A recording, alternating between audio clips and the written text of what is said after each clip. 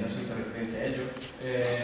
Realmente la figura del seminario que vamos a dedicar, en este caso el ciclo de jornada a Benedetti, se debió en buena parte a uno de los colegas de nuestro seminario, a Roque Hidalgo. Roque Hidalgo, profesor del departamento de física aplicada, si no me equivoco, y fue quien mencionó la figura, dijo que uno de sus alumnos en clase precisamente había hecho referencia, o un alumno de física, había referido a la figura de Benedetti en algún momento, y que precisamente resultó que el padre de su alumno en clase conocía la figura, y resultó muy curioso, ¿no? que fuesen alumnos de física quienes refirieron. Y bueno, se fue, digamos, la primera piedra.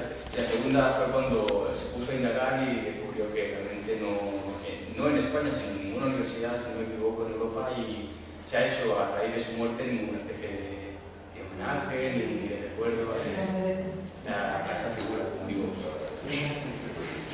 Bueno, Benedetti, como sabemos, pues falleció hace casi 3 años. Bueno, falleció, no hemos leído la tregua, sabemos que no le gusta especialmente ese concepto aséptico, casi que como si fuese alguien que murió, ¿no? Hace aproximadamente 30 años, además, yo creo que se cumplen esos 30 años de la muerte de Benedetti. Bueno, realmente no quiero ser muy largo la presentación, voy a presentar a Gracia y a Ana, que son quienes hoy nos van a esta mesa redonda, que es conferencia, la mencionado varias veces, gracias.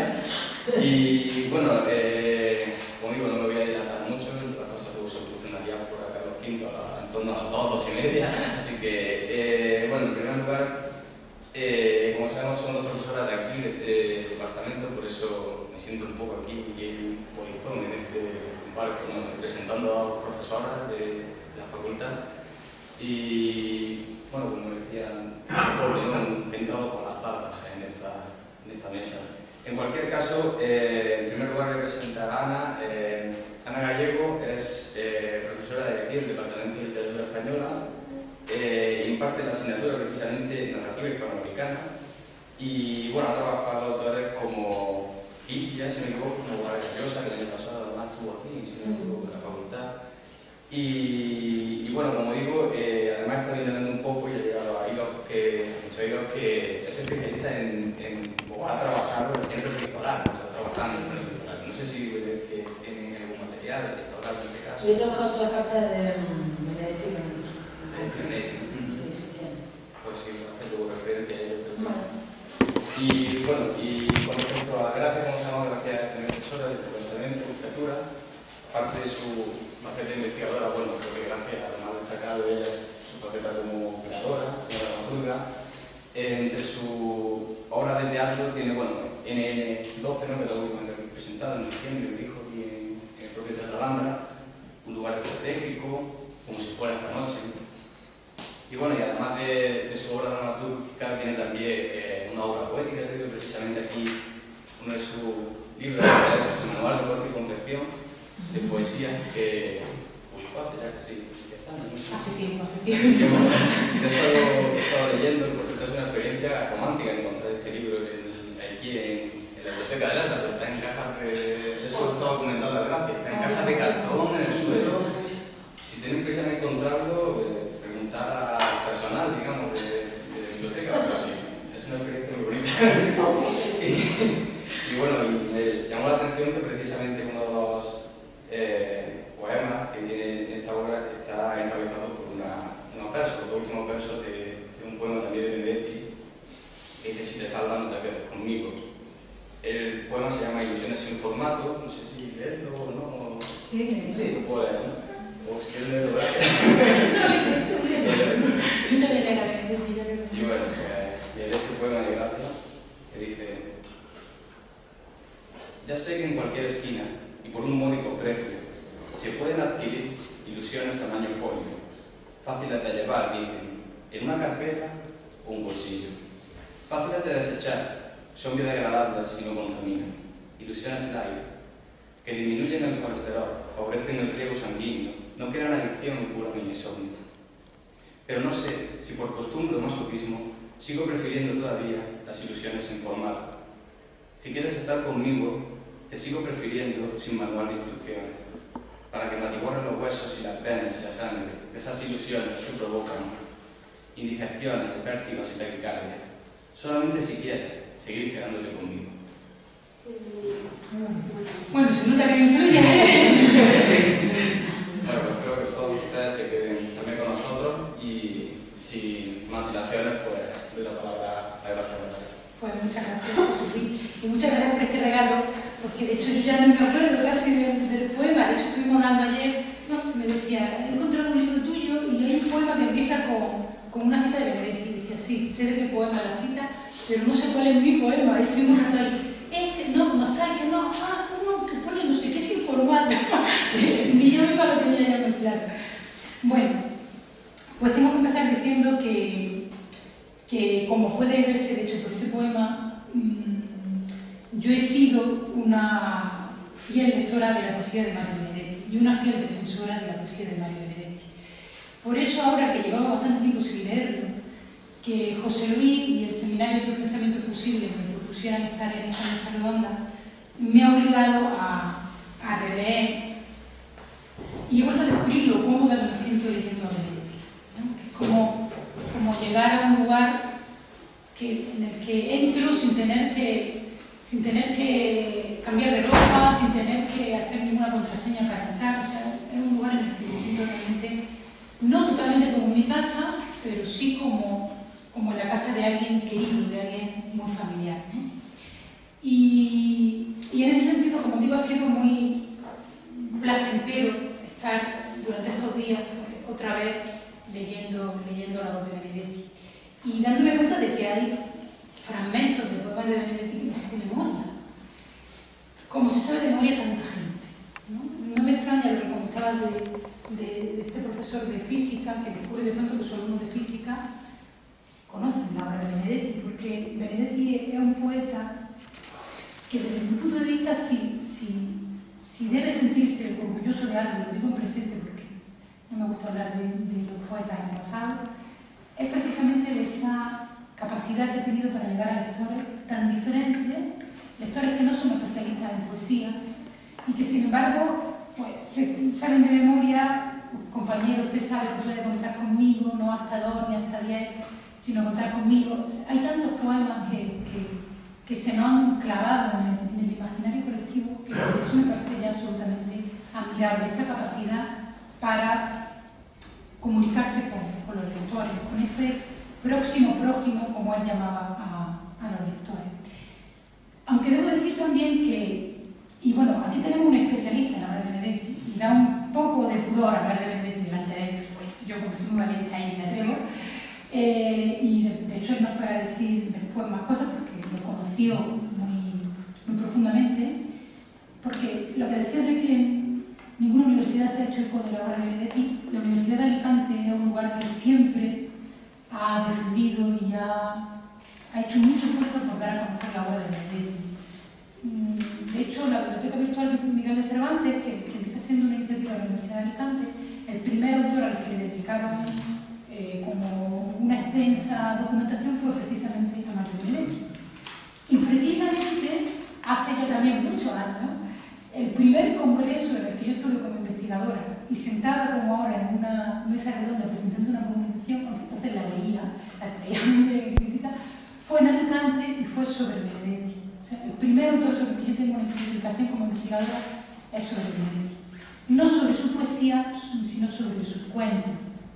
Entonces ahora hay como una cosa muy especial porque justamente está ahí José Carlos Rovira, que fue el director de ese congreso en el que se nombró doctor honoris causa a Mario Benedetti. Pues como decía, esta capacidad comunicante de su poesía, esto lo que se ha hablado de su poesía de sencillez, cotidianidad, incluso prosaísmo, se han aplicado muchos conceptos de transparencia, ha provocado que haya como dos posturas críticas hacia la poesía de Mario Benedetti. Hay críticos que tienen una mirada muy negativa sobre la obra de Benedetti porque consideran que lo que Benedetti escribía no era estrictamente poesía. Como si tuvieran ellos una definición, digamos, cerrada y categórica de la poesía, como si la poesía fuera algo a priori de lo que los poetas escriben, ¿no? Pero bueno, en esa visión se entiende que la poesía es algo que busca la trascendencia, que tiene como un componente enigmático, misterioso, de difícil acceso, y que la poesía es algo separado de la vida, que hay como una especie de dicotomía entre poesía y vida, y que la poesía tiene que estar por encima, al margen de la vida. Benedetti no pensaba esto en absoluto. De hecho, para él, cuando uno lee su poesía, reconoce a Mario Benedetti detrás, reconoce a la persona Mario Benedetti, reconoce su vida, sus circunstancias de su vida, su exilio, su desexilio, la relación con su mujer, con Luz. Aparece Benedetti como desde él, ¿no? Con una cierta sinceridad, si la sinceridad es posible realmente al final de la poesía. Pero bueno, yo entonces puedo empezar leyendo un poema de Benedetti en el que él habla con mucha ironía, que es un elemento que utiliza mucho en su poesía, habla con mucha ironía de esta visión de la poesía como otra cosa que él no es lo que desea, ¿no? El poema se llama Otherness. Yo voy a ir hablando un poco de su poesía, si os parece, y voy leyendo algunos de sus poemas para ejemplificar algunas de las cosas que digo, para ver que es verdad, no es que lo diga yo, sino que dice Benedetti, y también para hacerlo más ameno, porque creo que de hecho yo no voy a hablar también como habla él en su poesía. El poema se llama Otherness, en inglés otredad. No lo voy a leer entero, voy a leer algunos fragmentos para que veáis cómo él era consciente de esto que yo estoy diciendo ahora. Siempre me aconsejaron que escribiera distinto, que no sintiera emoción, sino pazos, que mi cristal no fuera transparente, sino prolijamente enmerilado, y sobre todo, que si hablaba del mar, no nombrar la sal. Siempre me aconsejaron que fuera otro, y hasta me sugirieron que tenía notorias cualidades para serlo, por eso mi futuro estaba en la otredad. El único problema ha sido siempre mi tozudez congénita. Neciamente no quería ser otro, por lo tanto continué siendo el mismo. Otros sí, digo, me enseñaron, después, que la verdad era más bien tediosa, el amor cursi y combustible, la decencia bastarda y obsoleta. Siempre me instaron a que fuera otro, pero mi terquedad es infinita. Quizás un trocito. Siempre me aconsejaron que escribiera distinto, pero he decidido desalentar humilde y cautelosamente a mis mentores. En consecuencia, seguiré escribiendo igual a mí, o sea, de un modo obvio, irónico, terrestre, rutinario, tristón, desangelado. Por otro adjetivo se ruega consultar críticas de los últimos 30 años. Y eso tal vez ocurra porque no sé ser otro que ese otro que soy para vosotros. Claro, este poema me parece en ese sentido muy significativo. Él es consciente de lo que la crítica ha dicho sobre su poesía, pero él, como digo, defiende esta manera de hacer poesía, que como digo, creo que le funciona para lo que él realmente deseaba, que era para comunicarse con los lectores. Y entonces quiero referirme a esto, pero voy a utilizar otro concepto que no sé si, no soy una especialista, no he leído toda la crítica, que eso es muchísimo menos, pero leyendo su poesía, más que sencillez y cotidianidad, a mí se me venía otro sustantivo, que era la humildad. Me parece que hay una defensa de la humildad de la poesía de Benedetti, y creo que él era una persona también muy humilde. He dicho, lo conocí mucho, solamente coincidí con él en ese congreso que encuentro en Alicante, pero realmente Benedetti era una persona tremendamente humilde, hablaba con una gran modestia, con muchísima lucidez, pero también con muchísima modestia. Nunca hablaba desde la posición de, bueno, el poeta, ¿no?, consagrado, que están haciendo doctores de causa.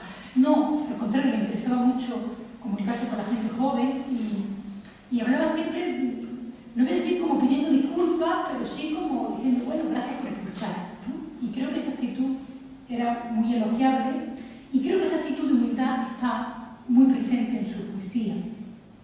Por una parte, como ya se ha destacado tanto, en la forma de su poesía, en esa búsqueda de la sencillez, de lo cotidiano, pero siempre esa sencillez está muy trabajada. Puede parecer sencillo, pero no es fácil conseguir esa forma tan cercana Por ejemplo, hay muchísimos juegos con expresiones coloquiales, ¿no?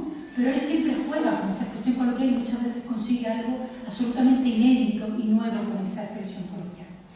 Pero más que de la forma, me interesa mucho también la humildad como material dentro de su poesía, ¿no? Por ejemplo, a Benedetti siempre le interesa tanto los personajes que él hace hablar en su poesía como él mismo como voz poética dentro de su poesía, siempre son hombres normales, ¿no? Es decir, es como si tuviera muy clara la medida del hombre. La medida, por una parte, infinitesimal del hombre, pero también su complejidad, ¿no? Ese equilibrio entre lo único y lo complejo que es cada ser humano, pero a la vez lo insignificante, ¿no?, que es cada pequeñito ser humano, ¿no? Por ejemplo, en uno de sus poemarios, Poemas de la Oficina, uno de sus primeros libros de poemas de su primera parte, habla de un hombre gris, cotidiano, casi cosificado, casi un poco como aplastado un poco por la rutina. Luego veremos que en cambio la rutina y la cotidianidad tienen un componente positivo, pero en este libro esa rutina es también la rutina del trabajo y es una rutina que hace que el hombre pierda su libertad, su individualidad. Os voy a leer un poema que se titula Verano, donde creo que se ve bien ese hombre de alguna manera cobarde, gris, digamos reconocible, muy reconocible, ¿no? Verano. Voy a cerrar la tarde, se acabó, no trabajo. Tiene la culpa el cielo que urge como un río, tiene la culpa el aire que está ansioso y no cambia. Se acabó, no trabajo. Tengo los dedos blandos, la cabeza remota, tengo los ojos llenos de sueño, yo qué sé. Veo solo paredes, se acabó, no trabajo. Paredes con reproches, con órdenes, con rabia. Pobrecitas paredes con un solo almanaque. Se acabó, no trabajo. Que gira lentamente 16 de diciembre. Iba a cerrar la tarde, pero suena el teléfono. Sí, señor, enseguida. ¿Cómo no? Cuando quiera.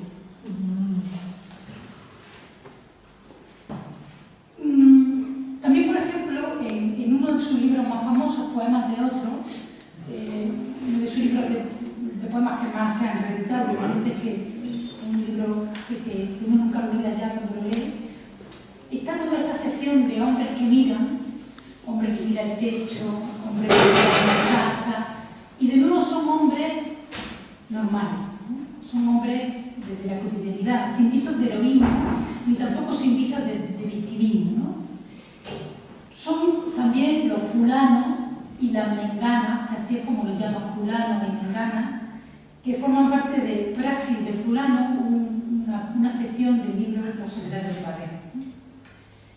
Me parece que esta visión del hombre como un ser cotidiano y del propio poeta como un ser humilde y sencillo, tiene que ver también con la importancia del día a día, del instante, de lo efímero. Frente a una visión de la poesía en la que se busca lo trascendente, lo eterno, lo inmutable, Mario Benedetti rescata la importancia del instante, del día. Por ejemplo, eso se ve muy claramente en un poema que a mí me gusta mucho que se titula Testamento de miércoles, ¿no? No sé si lo conocéis. Es un poema en el que Benedetti lega las cosas más sencillas de un día cualquiera, ¿no? Testamento de miércoles. Aclaro que este no es un testamento de esos que se usan como colofón de vida. Es un testamento mucho más sencillo, tan solo para el fin de la jornada. O sea, que lego para mañana jueves las preocupaciones que me legara el martes, levemente alteradas por dos digestiones, las usuales noticias del cono sur y una nube de mosquitos casi vampiros.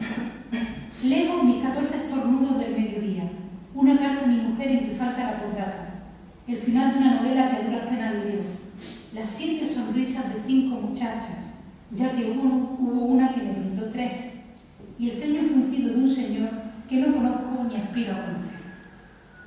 Lego un colorido ajedrez moscovita, una computadora japonesa sin pila y la buena radio que está sonando, el español grisáceo de la BBC, Olivetti y el cepillo de dientes, no los leo por si acaso.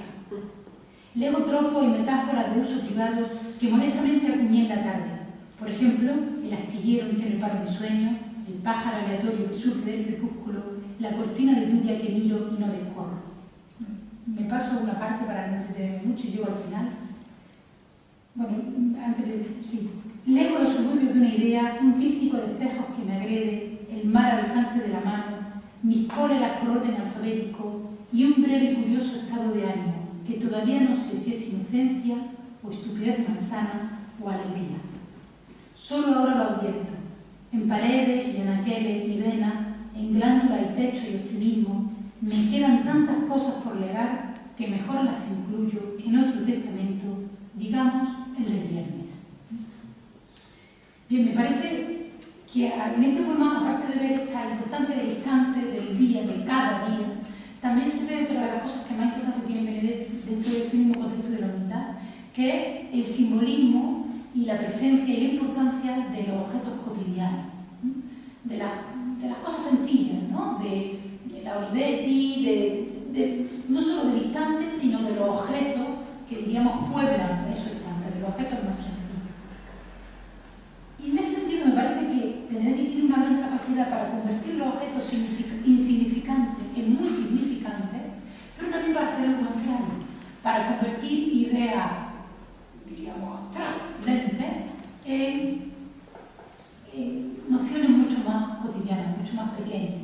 Y en este sentido hay algo que Benedetti utiliza mucho, que son los diminutivos, ¿no? No voy a citar a los todos, pero he ido viendo lo osado que es Benedetti para ponerle diminutivo a determinadas palabras que están. Nos produce un poco de inquietud y verlas como un diminutivo, ¿no? Por ejemplo, os leo algunos fragmentos, ¿no? Dice: menos mal que mañana, a más tardar pasado, sé que despertaré alegre y solidario, con mi culpita bien lavada y planchada. Mi culpita, ¿no? O por ejemplo, cuando dice: pero los hombres de mala voluntad no serán provisoriamente condenados, para ellos no habrá paz en la tierrita, ni de ellos será el reino de los cielos. La tierrita. El paisito está allá, y es una certidumbre, a lo mejor está lloviendo allá sobre la tierra, el paisito. Y vos también tenés el tuyo, un enigmita tan sencillo que los postigos no lo ocultan. Enigmita, fijaros que son todo palabras como muy rotundas, ¿no? Pero ya cuando llega el límite, es un poema que se llama Pregunta al azar, me parece que es el número 4, donde dice: ¿dónde estás, muerte, muertecita? Hebra de lágrimas, sueño inconcluso, duplicado de vida, muertecita. Llamar a la muerte muertecita, y así que se salta todos los cánones de esta visión tan rotunda de media con la muerte. Esta misma humildad me parece que está también en el tratamiento de los temas clave de Mario Benedetti. Por ejemplo, el amor. Sabemos que Mario Benedetti es un poeta que ha cantado mucho al amor. Y es, curiosamente, lo pensaba después, mucho más al amor que al desamor. Y esto también ya está indicando una actitud vital, porque sabemos que muchos de los poetas le cantan al desamor, ¿sí? Cuando le preguntaban, me parece que era a... ¿cómo se llama esta cantante? Mexicana. Ayúdame. A Chabela Vargas le decían: pero ¿por qué siempre tus canciones son más de desamor que de amor? ¿No? Dicen que cuando uno está enamorado no canta, vive el amor, ¿no? Bueno, pues no coincidía con eso Benedetti, porque Benedetti tiene muchos poemas en los que le canta al amor, pero al amor positivo, no al desamor, no al desgarro, no al dolor, sino al amor como una vivencia cotidiana, una vivencia alegre y positiva, porque sabemos también que Benedetti defiende ese derecho a la alegría, que un poema que se llama Defensa de la Alegría, ese no lo voy a leer, pero él defiende el derecho de ser humano a la alegría, y para él el amor es como el emblema de esa posibilidad de alegría, ¿no? Y el mundo es doloroso, la imagen de la muerte está ahí, el paso del tiempo, pero siempre queda el amor como una luz, ¿no? Y en ese sentido, como digo, más un poeta del amor que del desamor. Y por eso creo impactado tanto a los lectores sus poemas de amor, ¿no? Porque son poemas de amor en los que nos podemos reconocer muy fácilmente, ¿no? Y a veces necesitamos no solamente poemas para el desamor, necesitamos poemas también para el amor, ¿no? Y cuántos de nosotros no hemos copiado el poema de Benedetti y se lo hemos regalado a alguien, ¿no? Porque él estaba diciendo lo que nosotros quizá no sabíamos decir, ¿no? Por ejemplo, en ese sentido, me parece muy significativo el poema Boda de Perlas, ¿no? Del que voy a leer un fragmento al principio, cómo empieza ese poema, porque en él está haciendo una defensa del amor largo, no del amor pasión, no del amor de a los 5 meses ya se ha pasado todo, sino de ese amor que dura mucho tiempo, ¿no? Bodas de perlas, y lo dedica a Luz, a su mujer. Después de todo, qué complicado es el amor breve, y en cambio qué sencillo y largo amor.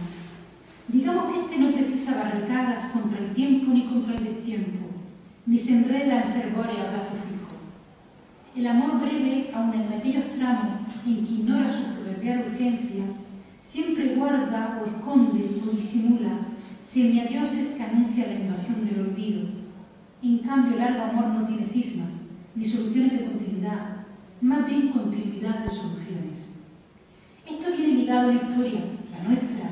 Quiero decir que mi mujer y mía, historia que hizo escala en 30 marzo, que a esta altura son como 30 puentes, como 30 provincias de la misma memoria, porque cada época de un largo amor, cada capítulo de una consecuente pareja, es una región con sus propios árboles y ecos, sus propios descampados, sus tibias contraseñas.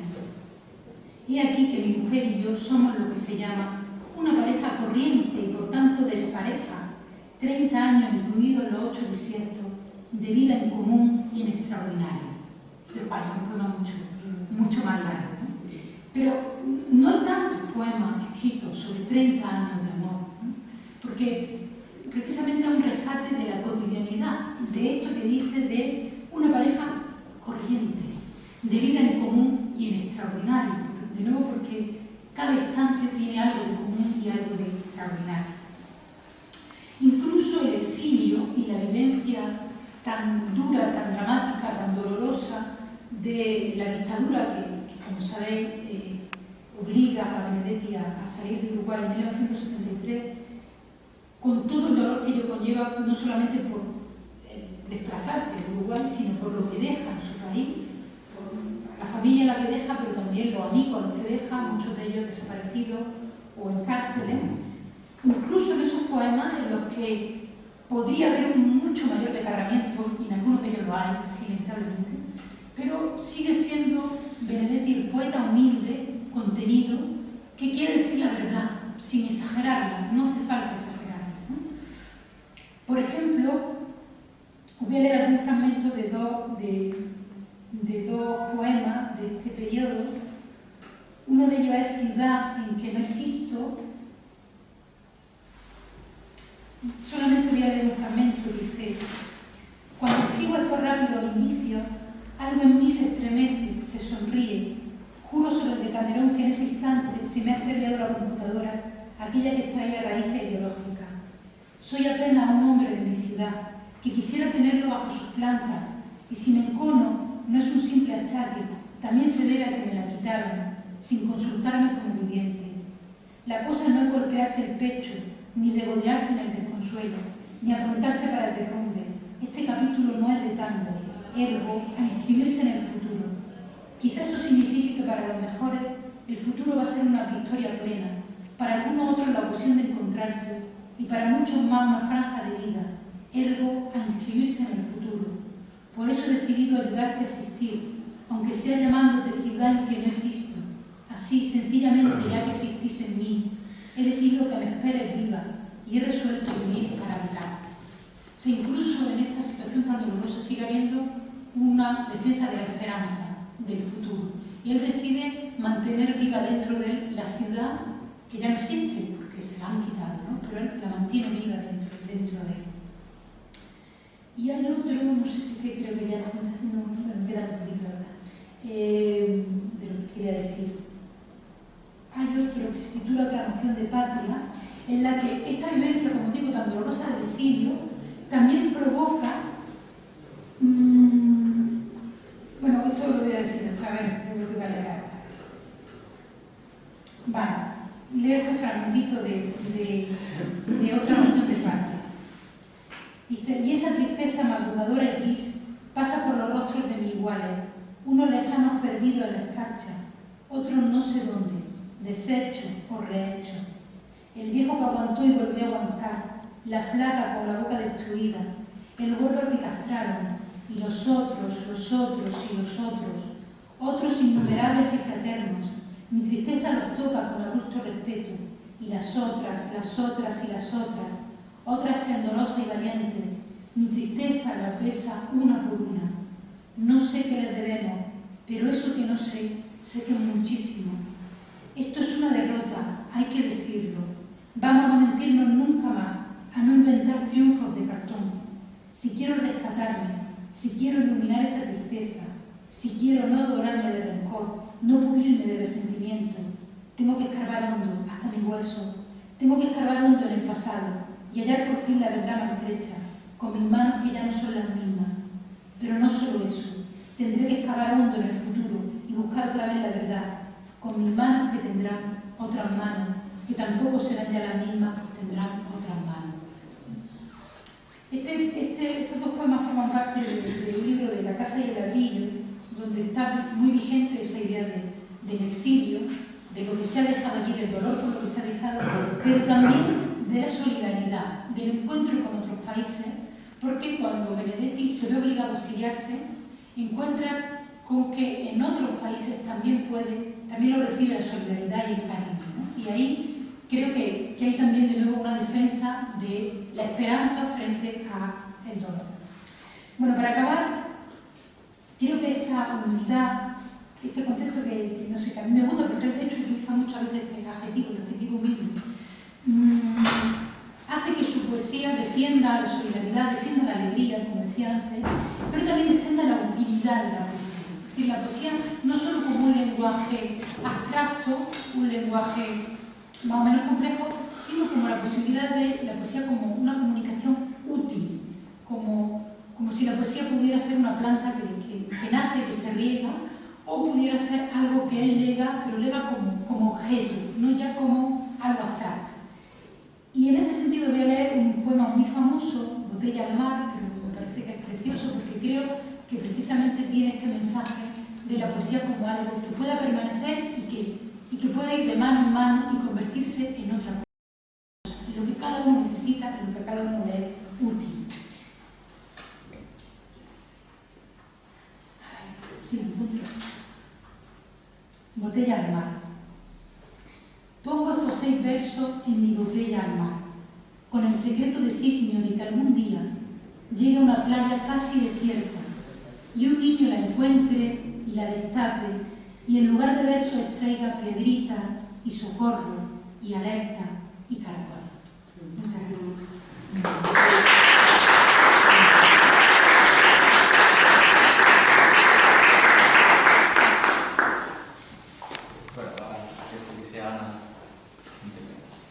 Bueno, yo quiero comenzar dándole las gracias a José Luis por la invitación a participar en esta mesa sin objetivo y también al seminario de nuestra casa, de la Universidad de Granada, Otros Pensamientos Posibles. Para mí, de verdad es un placer estar aquí con Gracia, a la que adoro y admiro, colega y compañera, en este homenaje y recuerdo a Mario Benedetti. No es un placer, además, lo que me produce pavor está delante de José Carlos Rovira, madre mía, ¿no? A que también admiro y tengo mucho cariño. Así que apelo tu gracia. Voy a leer para recordar a Benedetti algunas notas y quiero recalcar sustantivo notas, se trata de apuntes. No he preparado ningún ensayo sesudo ni teórico ni nada por el estilo sobre la narrativa del Uruguay, en concreto sobre la tribu.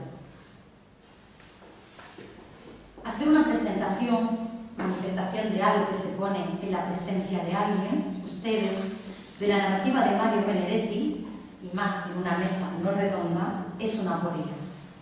O mejor, es como contar un sueño. Pero lo que uno sueña raramente interesa a nuestro interlocutor, a menos que ésta aparezca en el sueño, y es difícil de explicar a otro. Se trata siempre de una experiencia íntima, casi inenarrable, que toma a la luz de la vigilia una forma fragmentaria, cifrada, inaprensible y extraña, casi extranjera. Ahora bien, dentro del sueño, nada es anómalo y todo fluye con naturalidad, a pesar de la lógica ocurridiza que rige la historia de cada uno de nuestros sueños, historias que se fraguan entreverando retales de vivencias ajenas y propias, mundos posibles, deseos, agonía, frustraciones, sombras oscuras de destrucción, destellos blancos de esperanza. Pero los asistentes a esta presentación, ustedes, no han de preocuparse. Este sueño de Mario Benedetti que voy a contarles nos espeja a todos y cada uno de nosotros en algún punto. Es decir, este sueño nos atañe. El único problema que puede deriva entonces de la capacidad de comunicación, lo que uno siente dentro del sueño, claro, transmitirlo no tanto, del narrador, en este caso una servidora. Aunque el escollo es fácil de solventar, el que quiera entender en toda su plenitud este sueño de Benedetti, habrá de leerlo y sentirlo. Por otro lado, empezar una presentación es un instante crucial, como cuando se comienza a escribir una novela. Es el instante de la lección y en él se nos ofrece la posibilidad de decirlo todo, y más hablando de la narrativa de Benedetti, de todos los modos posibles. Pero tengo que elegir un motivo significativo, uno solo, que condense y revele la poética narrativa de Mario Benedetti. Mi lección, como habrán observado, ha sido empezar hablando del sueño y la dificultad de compartir una experiencia tan íntima, solitaria y única como la onírica. ¿Por qué? Se preguntarán ustedes. Porque el sueño produce sensaciones y emociones que no se pueden transferir ni probar, como tampoco podemos probar ni comunicar el amor o la muertecita. Solo comunicamos y podemos ser empáticos en el dolor y en la pérdida, no en el sueño, la felicidad o, repito, el amor. Somos incapaces de probar que alguien realmente nos quiere, como tampoco podemos constatar que este preciso momento que estamos compartiendo corresponde a la vigilia, que estamos despiertos y que no estamos siendo soñados por un hombre de genio, como diría Borges. Y es que así nos sentimos los lectores de la narrativa de Mario Benedetti, que pienso cristaliza los sueños y pesadillas más hondos del uruguayo.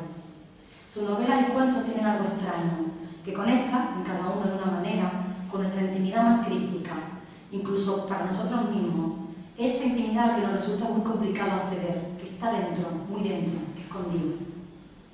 Y funge de bisagra entre nuestro adentro y el afuera, lo real y lo ficticio, lo imaginado y lo vivido, lo olvidado y lo recordado, el mundo de los sueños y el de la vigilia. Benedetti tiene una capacidad extraordinaria, como ha dicho Gracia, para comunicar, para meterse en la piel del lector, aunque le resulte difícil, al lector digo, como despertar del sueño, transmitir la esencia, la verdad de esa escritura comunicante y a la vez profundamente privada. En esta paradoja reside para mí una de las claves de su narrativa. Lo pude comprobar cuando releí la novela para participar en esta mesa. He de confesar que lo hice con cierto temor a sentirme defraudada por unas páginas que hace más de una década, mucho más de una década, me habían cautivado. ¿Resistiría la narrativa del uruguayo el paso de los años? ¿Qué sentiría volver a leer la tregua? Cuando me enfrenté al siguiente fragmento, supe que sí. Cito. Estuve en el café de 25 emisiones, desde las 12:30 hasta las 2. Hice un experimento. Tengo que hablar con ella, pensé. Por lo tanto, tiene que aparecer. Empecé a verla en cada mujer que pasaba por 25.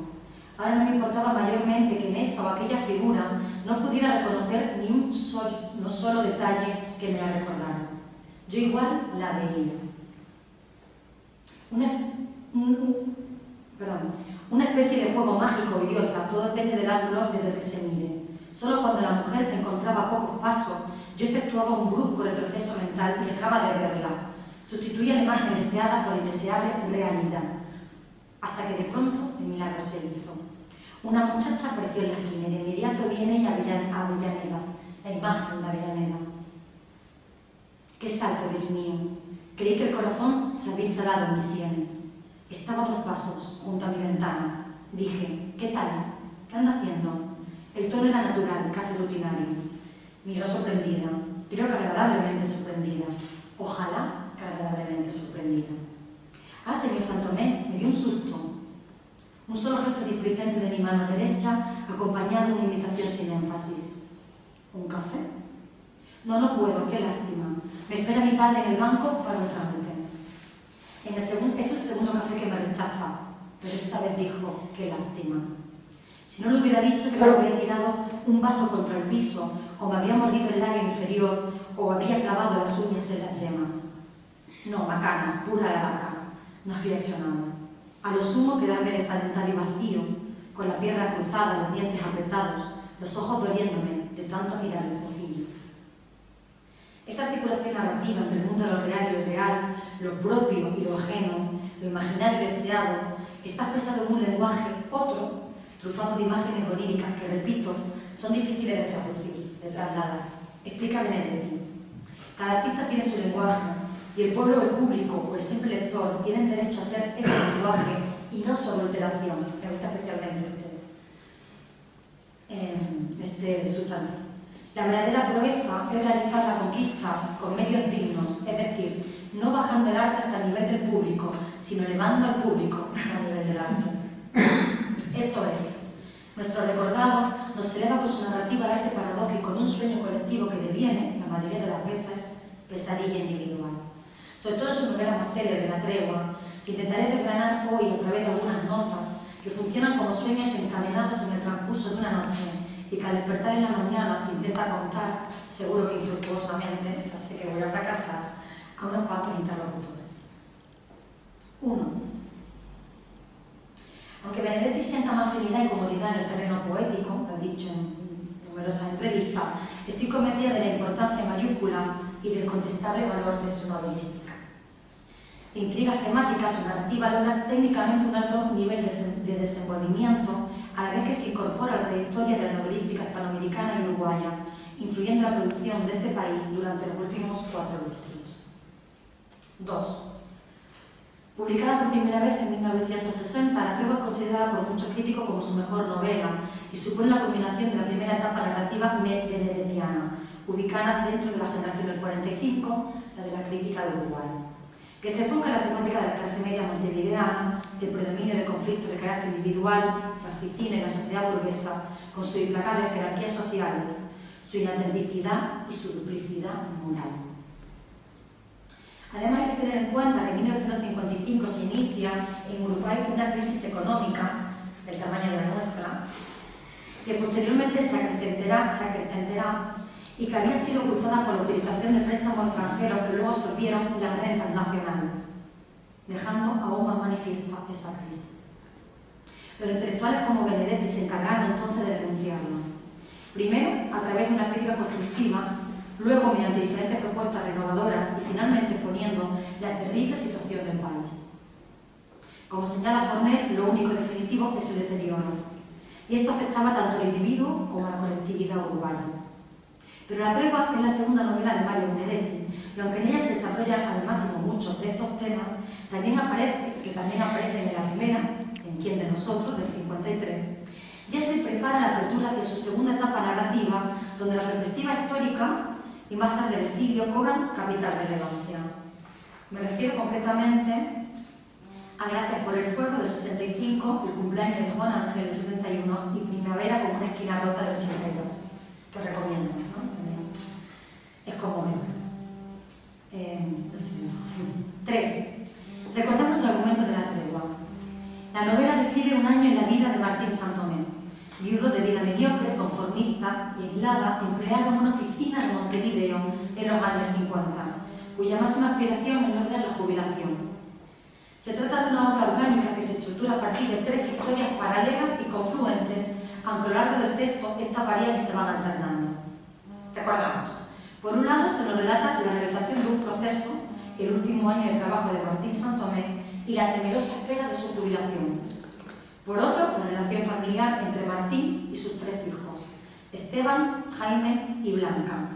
Pero fundamentalmente el texto cuenta la relación amorosa de Martín con una joven empleada de la misma oficina. Laura llega a formar una pareja medio escondida que supone una tregua en su vida, ¿no? De ahí el título de la obra, en esa existencia solitaria y rutinaria del protagonista. Sin embargo, el destino no le proporciona a Martín más que esa tregua, ese breve momento, esos 4 meses de relación, porque ella, su Avellaneda, nuestra Avellaneda, muere repentinamente por las complicaciones derivadas de un ataque de gripe.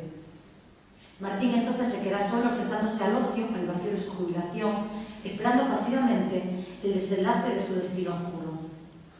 En este sentido, la jubilación implica la culminación de una vida para inaugurar otra, es decir, en la medida que un hombre ya no reúne las condiciones para integrar la población económicamente activa. Pese a que este hombre se retira de la oficina, permanece obviamente dentro del sistema socioeconómico y por consiguiente la defectividad de este lo envuelve, lo agobia, lo arrastra. Es por ello que sí, la realización de este proceso conlleva un signo negativo en la novela, la degradación. La conformista esperanza que posee Santo Tomé en su jubilación no transforma aquel oscuro destino, sino muy por el contrario, lo mantiene. 4. Como en el caso de Quién de nosotros, uno de los temas fundamentales de esta segunda novela benedettiana es la soledad y la incomunicación. El protagonista, viudo desde hace 21 años, durante ese periodo solo ha tenido relaciones sexuales con mujeres pasajeras que nunca vuelve a ver. Y es que Martín se aísla de relaciones comunicativas no solo con las mujeres, sino también con las personas que trabajan en su oficina. No le gusta intimar, disimula sus emociones, sus deseos, así como esconde su vida personal. Esta incapacidad para expresarse que padece Martín también se manifiesta en la relación sostenida entre él y sus hijos, lo que nos lleva a otro tema característico de las novelas de Benedetti, el conflicto generacional. Sin embargo, con Avellaneda, Martín sí logra una comunicación verbal y emocional. Ella rompe, quiebra, delimita su soledad y su aislamiento. Este intercambio profundo resulta más importante que el sexo. Leemos en la novela. Ahora con Avellaneda el sexo es, para mí al menos, un ingrediente menos importante, menos vital. Mucho más importante, más vitales, son nuestras conversaciones, nuestras afinidades. O, más adelante, tenemos imperiosa necesidad de decírnoslo todo. Yo hablo con ella como si hablara conmigo mismo. En realidad, mejor aún, como si hablara solo conmigo mismo. Es como si Avellaneda participara de mi alma, como si estuviera acurrucada en un rincón de mi alma, esperando mi confidencia, reclamando mi sinceridad. Ella, por su parte, también me lo dice todo. O yo tenía mucho más de Avellaneda que de mí. Ella había empezado a entrar en mí, a convertirse en mí. Estos lazos comunicativos, cuando se dan en la narrativa de Benedetti, sirven para establecer una especie de felicidad, que en el caso, hago énfasis en lo de especie, que en el caso de Santo Tomé se traduce en una verdadera esperanza, pues cuando se enamora de Avellaneda, ¿no? Que cuando descubre que no está reseco, dice la novela, la jubilación adquiere otro significado para él. Es la posibilidad de dedicarse tiempo libre a su compañera, a la amor. En otras palabras, elabora para su futuro un proyecto de signos positivos, ya no negativo como antes, donde se vislumbra al final el goce. Por esta razón, la muerte intempestiva de Avellaneda significa la desaparición de los proyectos de Santo Tomé, la vuelta al signo oscuro, a la frustración y a la soledad. Ahora el vacío en la vida del protagonista adquiere mayor hondura. Y es que la muerte de la amada representa otra expresión del fracaso, la impotencia, el destino cruel y uno de los grandes núcleos temáticos de la novela. La muerte, digo, ¿no? Cuando se abre esta, el relato de Isabel, la madre de Martín, ya están muertas. Asimismo, el protagonista teme que la muerte alcance también a Avellaneda. Cito, su única enemiga puede ser la muerte, la maliciosa muerte que nos tiene fichados. Como más tarde efectivamente sucederá. Pese a la naturaleza inevitable de la muerte, la fecha exacta siempre nos es desconocida. Martín prefiere esta ignorancia, pero Avellaneda expresa su deseo de conocerla. Quiere saber cuándo va a morir, para mejor ajustar, para aprovechar su vida. Cito, a mí me gustaría saber cuándo voy a morirme. Si fuera posible conocer la fecha de la propia muerte, uno podría regular su ritmo de vida. O sea, creo que aquí el uso de la palabra ritmo no es para mí, ¿no? Gastarse más o gastarse menos, ¿no? Como una moneda. De acuerdo al saldo que le restara. Fin de cita. En cambio, Martín sostiene, a mí eso me parecería monstruoso. 5. Otro tema destacado en La Tregua y cuyo tratamiento se enlaza con el aislamiento y la felicidad inalcanzables, ya voy terminando, es en la realidad vulgar, mediocre y corrupta del Uruguay de los años 60, que se cristaliza en el espacio de la oficina donde surge el Homo Burocraticus, Verbi Gracia Santomé, que concibe de un modo específico el mundo, las relaciones humanas, las estratificaciones e incluso el destino, ¿no? Como el sello poético del que ha hablado Gracia en el poema de la oficina. Benedetti ha llegado a decir: el Uruguay es la única oficina del mundo que ha alcanzado la categoría de república. O también, Uruguay es un país de oficinistas. Esto es, para Benedetti la oficina es el símbolo de su sociedad, con una economía dependiente y una población mayoritariamente urbana que se hacina en la capital, Montevideo. En la novela, como en la sociedad, el mundo de la oficina ofrece también una estructura jerarquizada, estratificada, en una escala de superioridad e inferioridad. Se establece, por consiguiente, una homología entre la estratificación social y la estratificación dentro de la oficina. Es decir, la estructura del dominio institucionalizado es homóloga en ambos universos. En oposición a la clase alta tenemos una clase baja, en La Tregua, esta sería la de los oficinistas, excluida del control efectivo de los medios de producción que vende su fuerza de trabajo. Para el empleado desaparece, como explica Benedetti, el amigo, la familia, el grupo, el barrio y otras tantas variantes de la amistad, porque la oficina es su pequeño y único mundo y vive mediante de ella. Por otro lado, el trabajo oficinesco impide una relación profunda entre quienes lo comparten y, por ende, imposibilita la formación de una conciencia de grupo. Esta falta de conciencia se desprende que los sujetos piensen exclusivamente en sus intereses, en sus pequeñas ambiciones, hasta mezquinas a veces, que desembocan en frustración vitalicia. Porque no es posible zafarse de ese microcosmo, espejo del macrocosmo social del Uruguay de los 50, donde los hombres retornan a la sociedad a cumplir rutinariamente sus obligaciones sin ninguna aspiración mayor. No hay escapatoria posible. Sí, la oficina termina construyéndose como una gran escuela de mediocridad. 6. A pesar de esta visión pesimista, existe en La Tregua cierta esperanza en que una próxima generación tomará los pasos necesarios para mejorar la sociedad, y con esto Benedetti anticipa, como he dicho, su segunda etapa novelesca. Esta actitud optimista está encarnada en su hija Blanca y en su yerno Diego, en quien cifra su esperanza en quien confía. Por otra parte, el optimismo también trepa por la pregunta retórica que cierra la novela. Después de tanta espera, esto es el ocio. ¿Qué haré con él? De un lado, este interrogante refleja el terror del narrador ante lo desconocido y, dado su carácter pasivo y resignado, podemos inferir que no lo va a utilizar para efectuar ningún cambio en su vida. Sin embargo, de otro lado, creo que Benedetti deja abierta la posibilidad, con la propia pregunta, con el uso de ese verbo, hacer, haré, la esperanza. La posibilidad de que se tome la acción esencial para la creación de una nueva realidad, que habría de imprimir a la novela un sentido final optimista. 7 y último. Abordo ahora la estructura y el estilo, el tono narrativo que contribuyen al desarrollo de estos temas pergeñados en La Tregua. El marco de la novela es el diario como una narración en primera persona. Esta forma tradicional fue utilizada por el escritor también en Quién de nosotros y sirve para enfatizar los vacíos narrativos de toda narración vital, toda narración del yo, cuando se encuentra en un interlocutor, la fragmentariedad heteróclita, puesto que solo el protagonista aparece relatado directamente. Escribe lo que él quiere y lo que decide compartir con el lector. En el diario, el narrador se cuenta a sí mismo una historia que ha protagonizado, de tal modo que el narratario de este narrador es el mismo, como también es el sujeto de las acciones en el nivel del enunciado. Se escribe para otro, que se halla fuera y dentro del narrador personaje. Entonces Martín Santomé busca comunicarse con otro que se encuentra en sí mismo, lo que revela, enfatiza, ¿no?, subraya su soledad. El diario se convierte en el registro de su propia historia y de la visión que tiene sobre ella, al mismo tiempo que nos habla de la verdad social de la época, pero siempre de la fragmentariedad discursiva. Por ejemplo, ¿no?, Martín anota las últimas palabras de Avellaneda.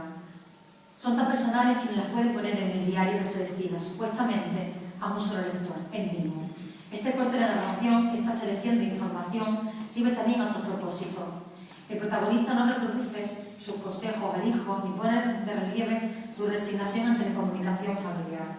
Tampoco apunta en el diario los sucesos cotidianos que no merecen ser recordados, aquellos que por el dolor atroz, la angustia y la impotencia que provocan no pueden ser narrados, como la muerte de Avellaneda. Hay un gran salto desde que muere, el 23 de septiembre, hasta la próxima entrada en el diario, el 17 de enero. La consideración de la creación literaria y su desarrollo dentro de la novela, ¿no?, por esta forma de cursivo, conforman también un tema propio, aunque de menos importancia en comparación con los anotados hasta ahora. Benedetti construye aquí un juego tradicional, el de pensar cómo escribiría el diario un escritor verdadero y no un escribidor, ¿no?, como se consideraría Martín Santoni. Como demuestra Roberto Al, escribir mal es una señal de clase. Escribir bien es poder pagar un cierto bien, o sea, es ser capaz de comprar una biblioteca, de apropiarse de lecturas a través del dinero. Y no, en cambio, leer de forma prestada o robada esa biblioteca. Aunque Roberto Al, pienso, no narraría nunca a un funcionario como Martín Santomé, porque esta clase de trabajo solo produce miseria de signos narrativos. Lo que genera la ficción en Roberto Al es la ausencia de trabajo, la obligación de robar, de inventar. Y esto lo contaré que pasa en Benedetti. Por ejemplo, leemos en La Tregua. Si este diario tuviera un lector que no fuera yo mismo, tendría que hacer el día en el estilo de las novelas por entrega.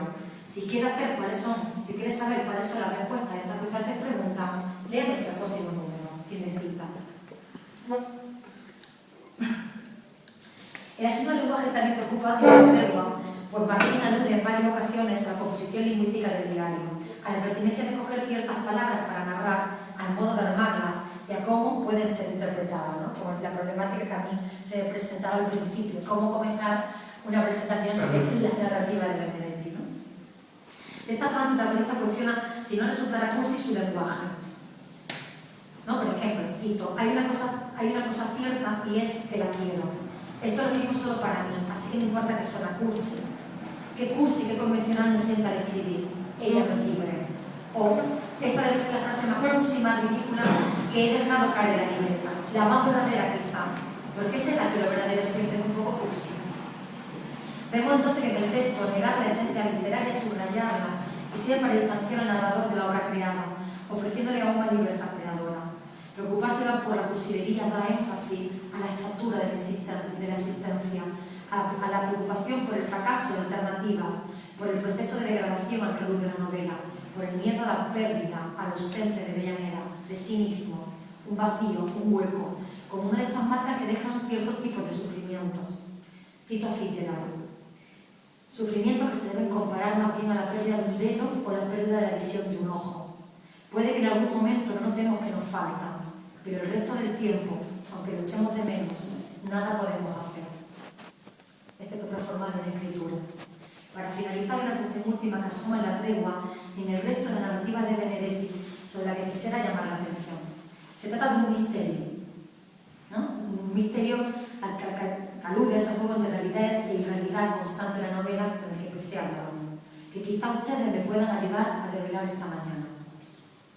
¿Cuál es la esencia, el sentido último, irreductible de esta pesadilla soñada?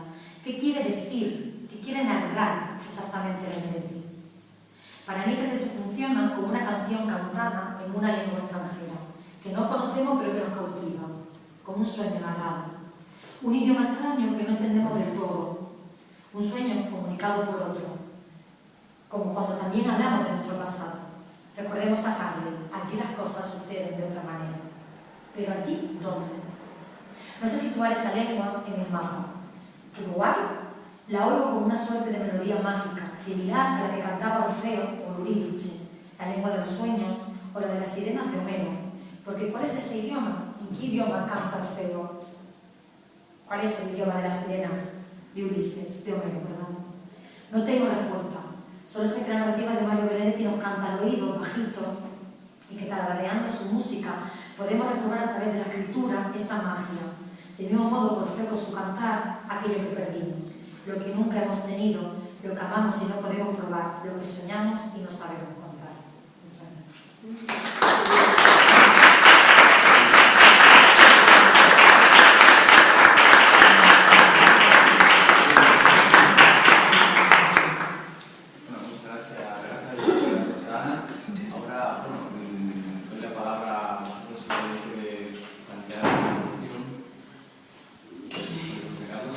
Por alusión.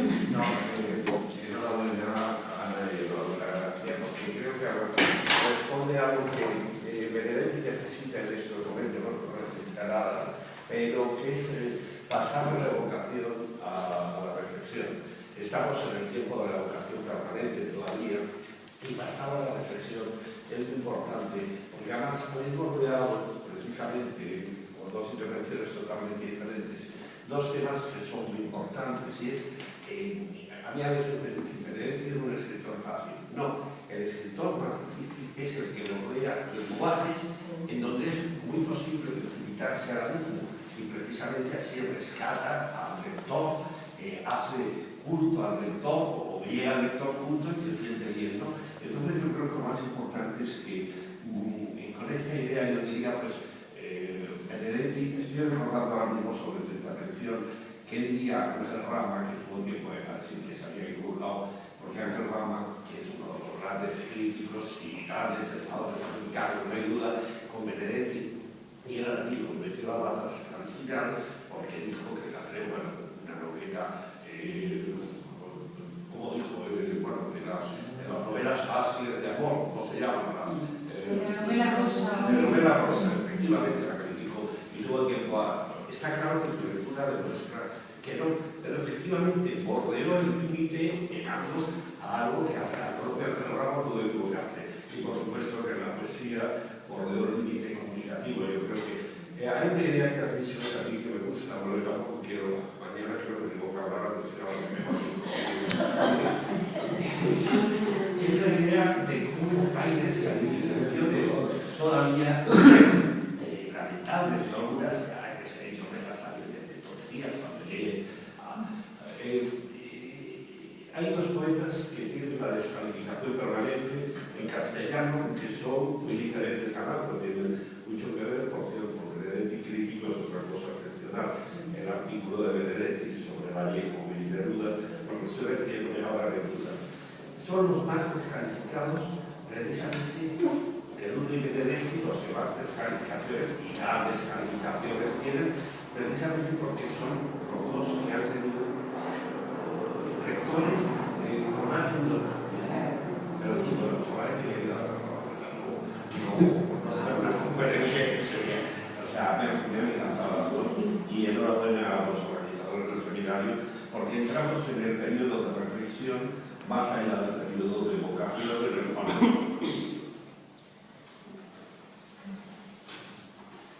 bueno, yo le pregunté a Ana al principio de la presentación precisamente el género epistolar. Pero yo soy de Leonetti, yo creo que eso te puede contestar mejor sobre la correspondencia, que seguro que... Yo un manuscrito no lo he leído, yo lo he leído en internet, así que...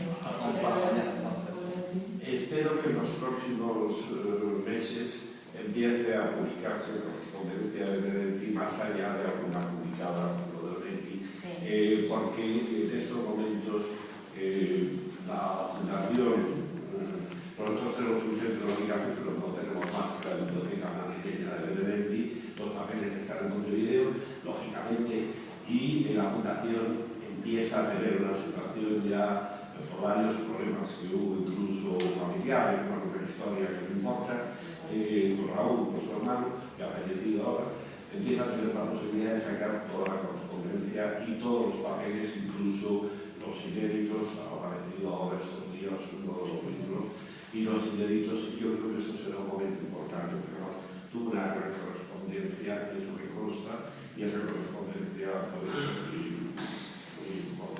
muy importante que aparece, porque dará la dimensión de muchas cosas también.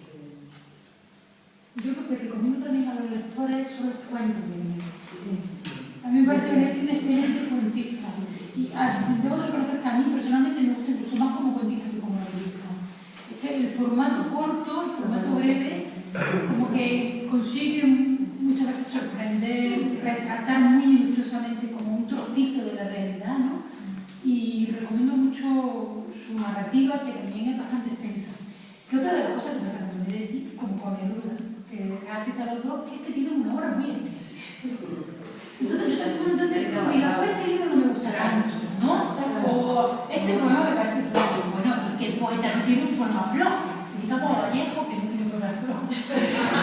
Pero es verdad que hay, yo creo que hay también como un acierto, esa conciencia de que, no sé por qué, determinados críticos y poetas que se han apropiado del concepto de poesía. como si su manera de hacer poesía fuera la manera de hacer poesía. Y no, o sea, yo puedo entender que hay uno que te gusta más o menos, pero esa descalificación de es que esto no es poesía. Bueno, es que se llegan a decir esas cosas. En cambio, creo que la narrativa corta sí que no ha sido tan descalificada. Los cuentos también es por parte de la crítica lo que ahí no se atreve porque es que es muy buen publicista. Aconsejo muchísimo.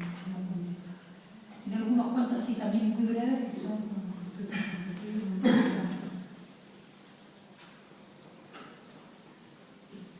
¿Algo que queráis decir? Mira, a mí me gustaría saber, bueno, yo tengo que calificarme como una amante, ya hubiera querido serlo, pero porque me imagino, mi pregunta iba por ahí, si sabéis si hay algún ensayo, algo escrito sobre la mujer en la obra de Benedetti. Pues... tiene que verlo, ¿no? Si hay algo que me parece que sería importante, pero yo no lo conozco.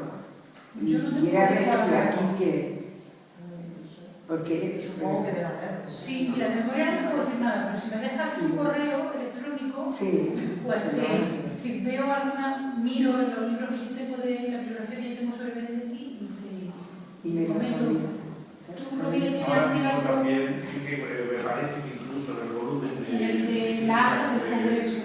con las actas del Congreso, pero perdonad porque yo la cabeza la tengo a veces para una cita bibliográfica, pero en todo caso te dejo la dirección y podemos buscar, porque sí que tiene que haber, pero tampoco en los últimos, y ahí me parece que del volumen del Congreso creo que hay algunas. El volumen del Congreso yo lo recomiendo mucho. O sea, no porque este Eso sitio está se en la habla, red, además. Está en la red. Está en la red que está sino porque es un ahí. trabajo muy ambicioso, hablan amigos de Benedetti, está luego el discurso del propio Benedetti, que en realidad lo que hace es leer un poema, escribe un poema para la ocasión, el poeta hasta la niebla, y aparte de ensayos de crítica literaria, también hay más material, ¿no?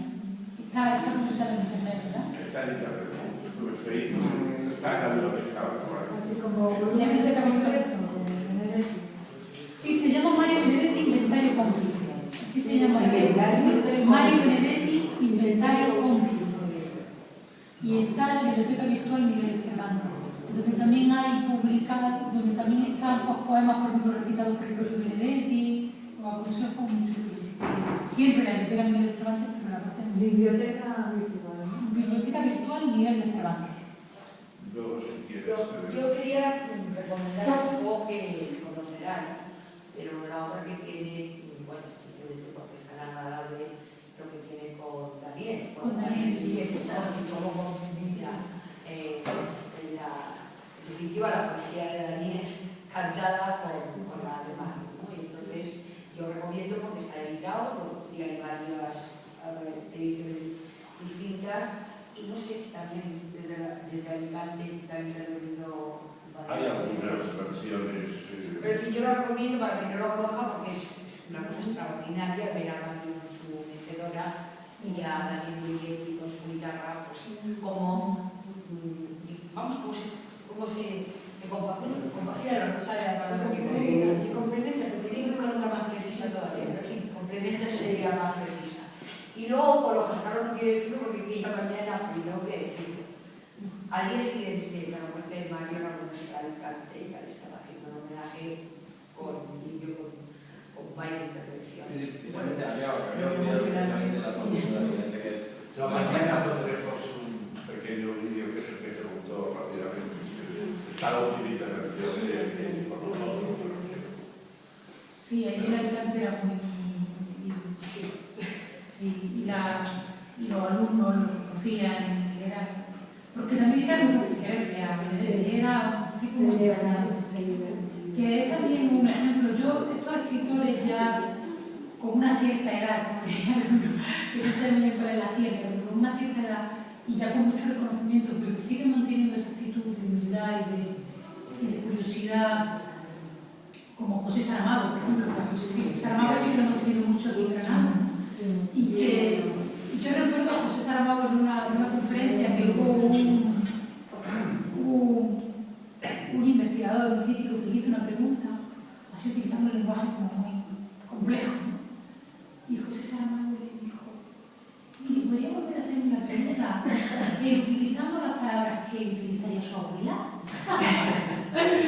Y no sé, verdaderamente son un ejemplo a seguir, porque estamos en un sistema como muy mediático que la gente parece que cuando alcanza la fama ya no se vuelve personaje público y eso los cambia mucho. Y sin embargo, esta gente que sigue siendo tan sencilla y tan cercana, pues sigue siendo maravillosa.